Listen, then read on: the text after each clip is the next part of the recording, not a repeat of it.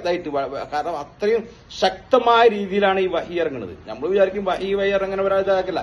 വഹി ഇറങ്ങുമ്പോൾ ശരീരത്തിൽ ആകെ അങ്ങനെ എന്ത് പറയാ, ആകെ വേദന സഹിക്കാൻ മേലാത്ത പ്രശ്നങ്ങളൊക്കെ വരും. കാരണം ജിബ്രീൽ അലൈഹി സ്വലാത്തു വസ്സലാം ഈ ദിവ്യജ്ഞാനം ഇട്ടുകൊടുക്കുന്നത് ബാഹ്യമായി വന്നിട്ടല്ല, നേരെ വന്നിട്ട് നമ്മൾ ഉദ്ദേശിക്കുന്ന പോലെ നേരെ അങ്ങനെ വന്നിട്ട് നമ്മുടെ മുമ്പിൽ വന്നിട്ട് അങ്ങനെ ഇട്ടുകൊടുക്കുന്ന വഹികളുണ്ട്. പക്ഷെ ഈ ഖുർആൻ ആയത്തുകളൊക്കെ റസൂലുള്ളാഹി സ്വല്ലല്ലാഹു അലൈഹി വസല്ലമക്ക് അവതരിപ്പിക്കണം. എന്താണ് ഈ 6600 ആയത്തുകളൊക്കെ അവതരിപ്പിച്ചത് ഹൃദയത്തിന്റെ ഉള്ളിലേക്ക് ഇട്ടുകൊടുക്കുക. നേരെ വന്ന് ജിബ്രീൽ അലൈഹി സ്വലാം ഓതി കൊടുക്കുന്ന ഹൃദയത്തിലേക്കാണ്. ഹൃദയത്തിലേക്ക് ഓട്ടിപ്പടുത്ത് റസൂലുള്ളാഹി അത് അപ്പുറം മനപ്പാടാണ്.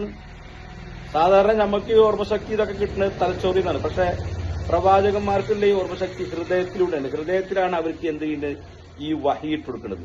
അതുകൊണ്ട് അത് അവര് റസൂലുള്ളാഹി സ്വല്ലല്ലാഹു അലൈഹി വസല്ലം വഫാത്താകുന്നവരെ റസൂലുള്ളാഹിക്ക് ഇറക്കി കൊടുത്ത 6600 ആയത്തുള്ള എപ്പോ വേണമെങ്കിലും ഏത് സൂറത്തെ എവിടെ വേണമെങ്കിലും റസൂലുള്ളാഹിക്ക് ഉടനെടുത്ത് പറയാൻ പറ്റും. കാരണം അതിന്റെ പ്രത്യേകത എന്ന് പറഞ്ഞാൽ പ്രവാചകന്മാർക്ക് കൊടുത്ത ഓർമ്മശക്തി ഒരു കഴിവാണ്, വേറെ ആർക്കും കിട്ടിയില്ല.